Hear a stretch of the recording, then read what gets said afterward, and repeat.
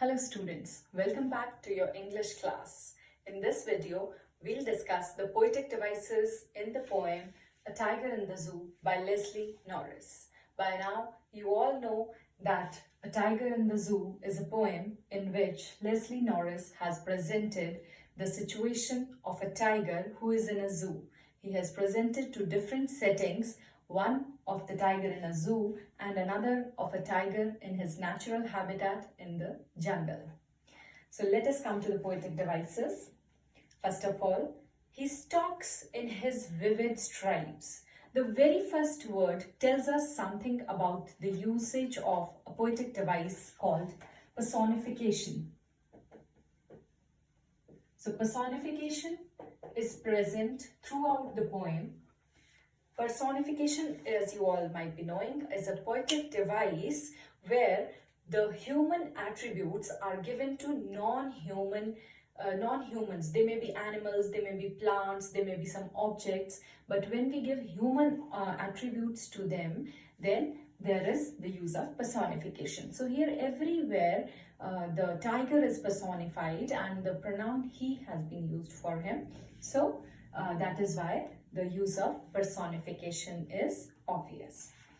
Now in the same line, the poet says, I would write down the first line of the poem. He stalks in his vivid stripes.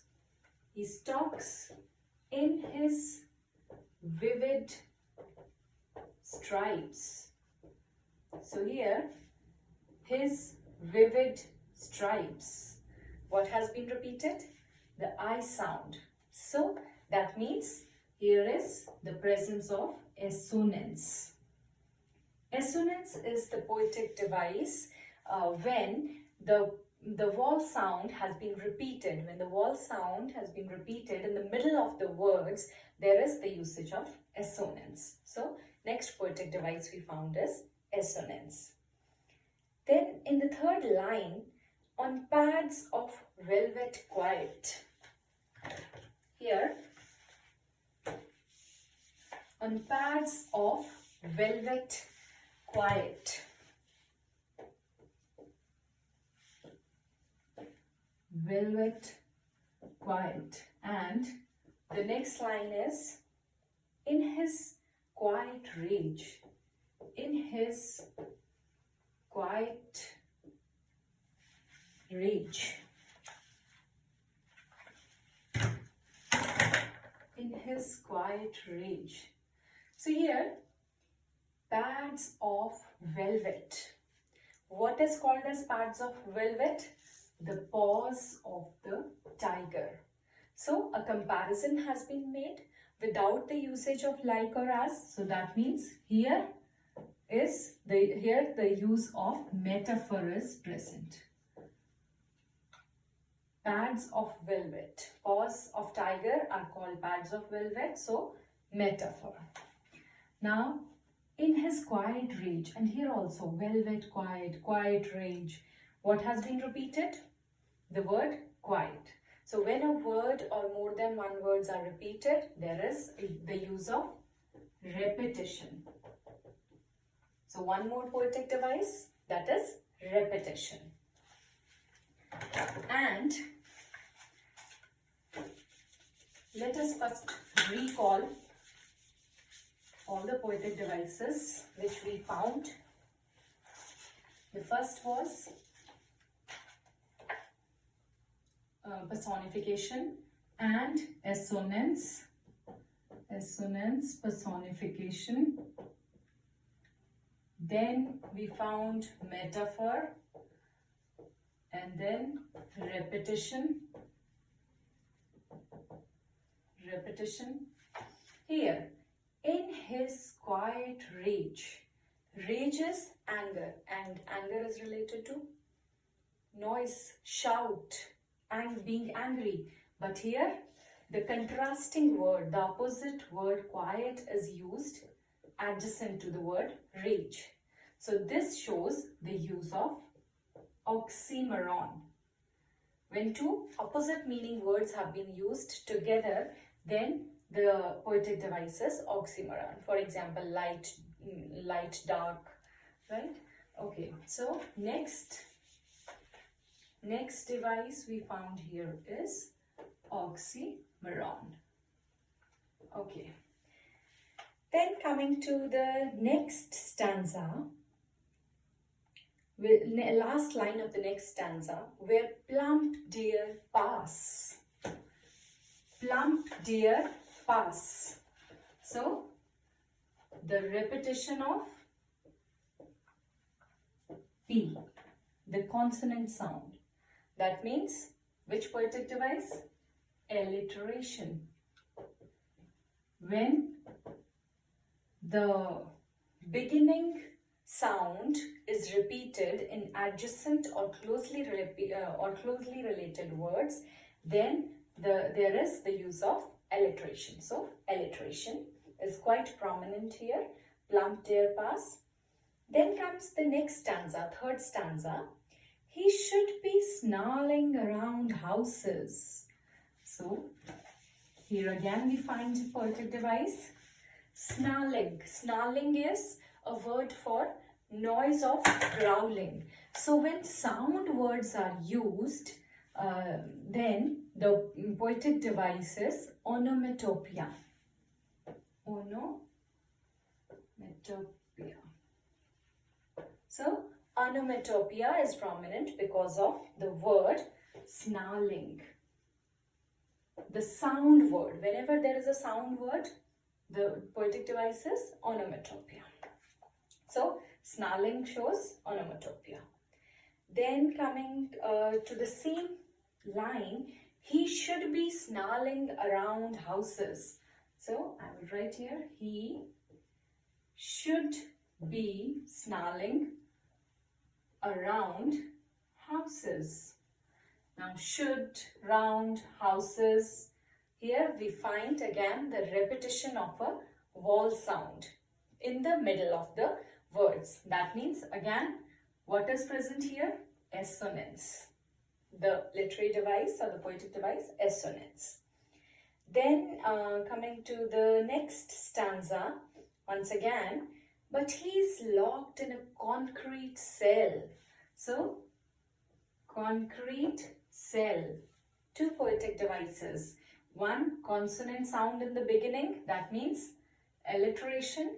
Then again, concrete cell, again, vowel sound repeated in the middle of words, that means assonance. Assonance and alliteration are very prominent in most of the poems. It's just that you have to go through them deeply to find it out. Then next line, his strength behind bars. So behind bars, again the repetition of the consonant sound B, B, behind bars. So again behind bar shows alliteration. Once again, alliteration. His strength behind bars. Now, strength. Whose strength? Tiger's strength. So here the poet has used one more poetic device which is called metonymy. Metonymy. Now, what is metonymy? For those who don't know, metonymy is a poetic device used when we replace one word with another word which is closely related, which means closely related to the earlier word. When one word or the name of a thing, we can say, is replaced with the name of another thing which is closely related to that thing. For example, I'll elaborate the use of metonymy here. The poet says his strength behind bars. Whose strength? Tiger's strength. So actually, who is behind bars? Who is in the cage? The tiger. What is inside behind the bars, inside the cage? The body of the tiger. Strength here is related to the body of the tiger. The powerful body of the tiger. Strength is related to the powerful body of the tiger. Though strength is different from body. Strength is not body of tiger, but it is related. It can be related to powerful body of the tiger. So here poet actually wants to say that the body of the tiger is behind bars.